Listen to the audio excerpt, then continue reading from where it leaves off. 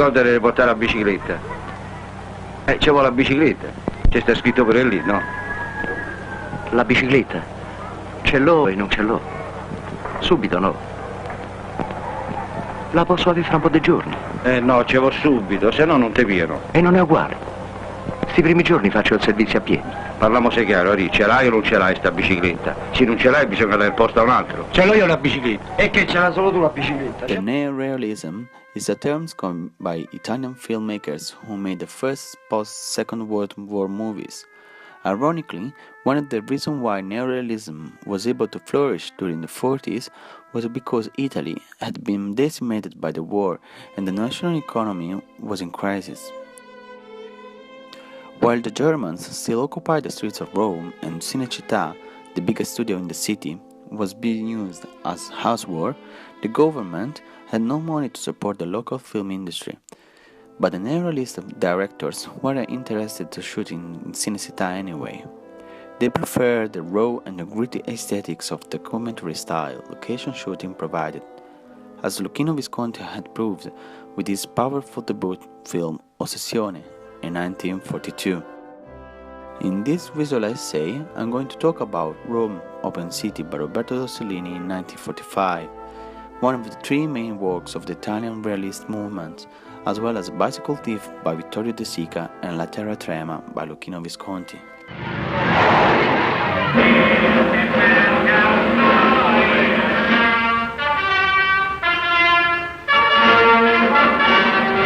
Ingegner Giorgio Manfredi.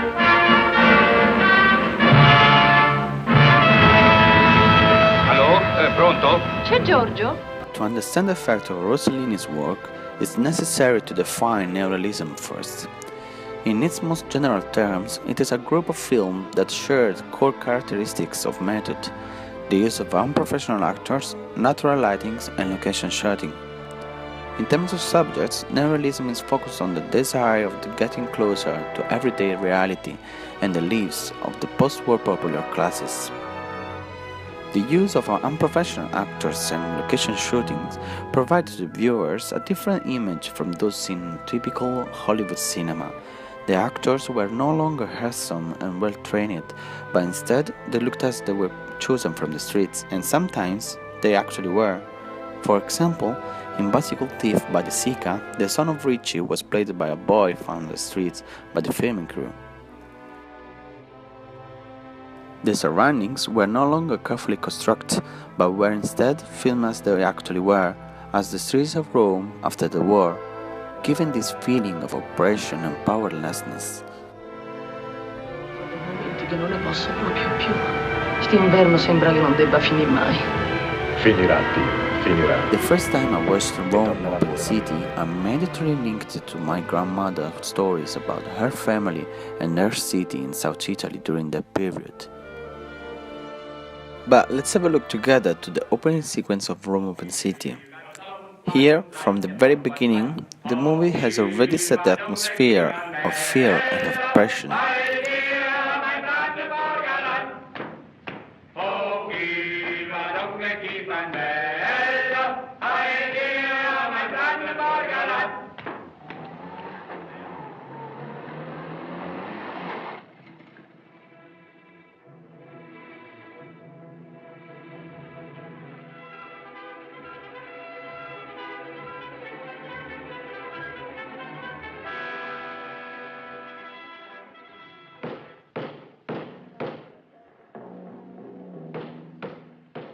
London calling Italy. La voce di Londra.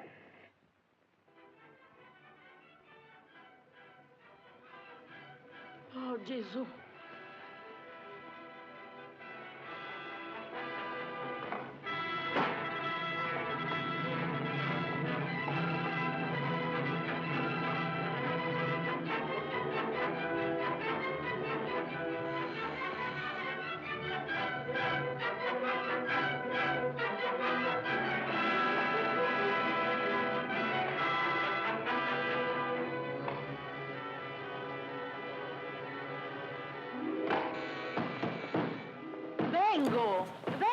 The Nazi breaking into the house looking for a member of the rebellion It's a very common situation for a dictatorship, and the reaction and the fear coming from the two housekeepers are very understandable as well, even if they look like they get used to a nice visit. Già. Qual è la sua camera? Da quella parte. This atmosphere and mood take us through the entire movie, and this is why it's very important that it's been strongly defined right at the beginning. Viene molta gente a Una trovarlo? volta sì, ma da un pezzo non viene più nessuno. Già, naturalmente.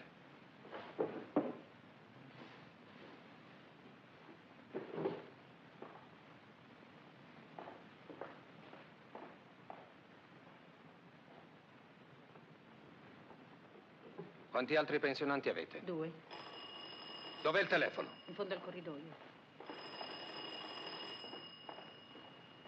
Ferma, rispondo io. Allo? Pronto? C'è Giorgio? Ma sì, l'ingegner Manfredi. Ma con chi parlo? Sono un amico dell'ingegnere. Che amico? Con chi parlo?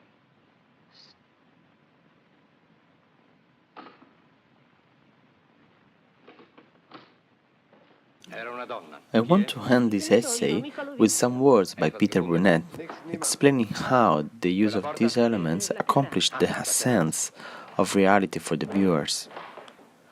Conventional cinema demands a basic level of plausibility, enough to allow us to put ourselves emotionally into a created world of the film.